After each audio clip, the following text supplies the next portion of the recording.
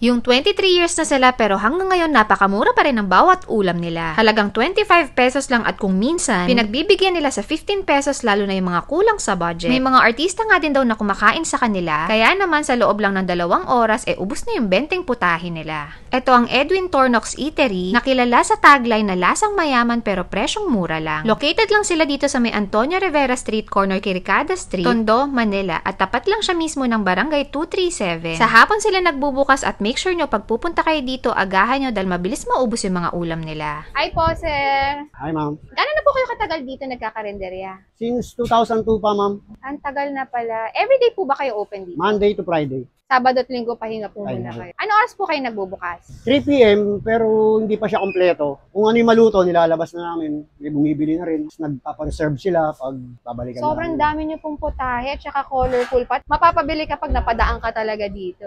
Magkano po itong mga paninda niyo? Yung mga paninda namin, ma'am, meron kaming 25. Pangkaraniwan yung 25, ma'am. Yung pinakamahal lang namin, ma'am, yung mga fried chicken, pork chop. Pero halos karamihan, 25.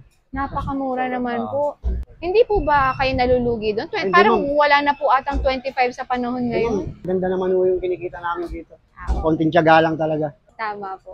So ano pong best seller niyo dito, Tay? Sa amin, dinuguan, tas mga fried chicken, laging marami nagpa-preserve. Halos lahat naman, ma'am, naubos. Medyo ano lang kasi ngayon, dahil holiday. Wala yung mga taga-opisinang dumadaan sa amin. Pag umuwi, dadaan dito. Order po ako ng dinuguan tsaka neto po. Tay, gising-gising po ba ito? Yes, ma'am. And meatballs. Yan, sige. Talagang matatakam kapag napadaan ka dito, kuya, kasi napaka-colorful tsaka mukhang masasarap. At mura pa.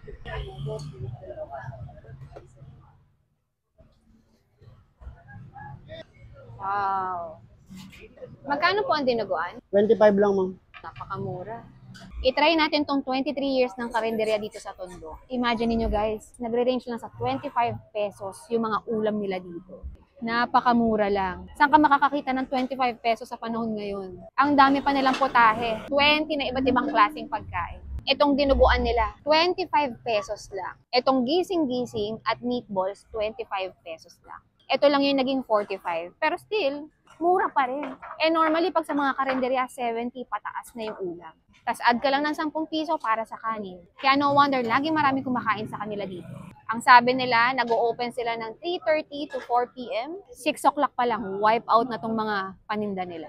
20 putahe yan 4, 5, 6. In just 2 hours, ubos na yung 20 na putahe. Ang galing. Try natin muna itong gising-gising. Ang sabi ng mga na-interview ko kaninang kumakain dito, ang nagustuhan nila dito, mura na, malinis pa. Lasang hindi tinipid. Hindi pwedeng walang kasabay na rice. Sarap nito. Lasang-lasa mo yung gata. Hindi tinipid. Tsaka yung anghang niya, saktong-sakto. Yan. Try naman natin yung meatballs nila. 25 pesos lang din. May 3 peraso ka para sa 25 pesos.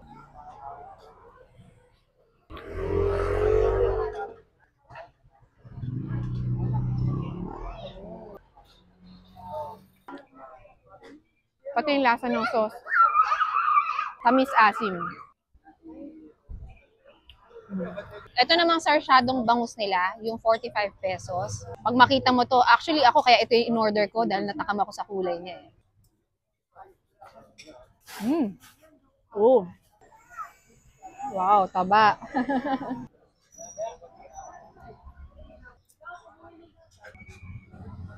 Isang solid na subo.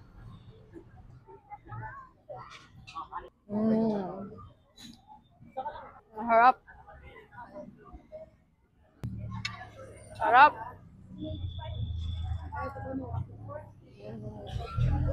Dinuguan. 25 pesos lang.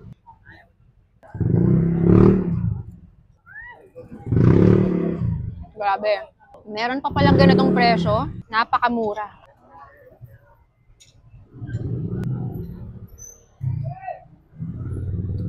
Masarap na, mura na, malinis pa.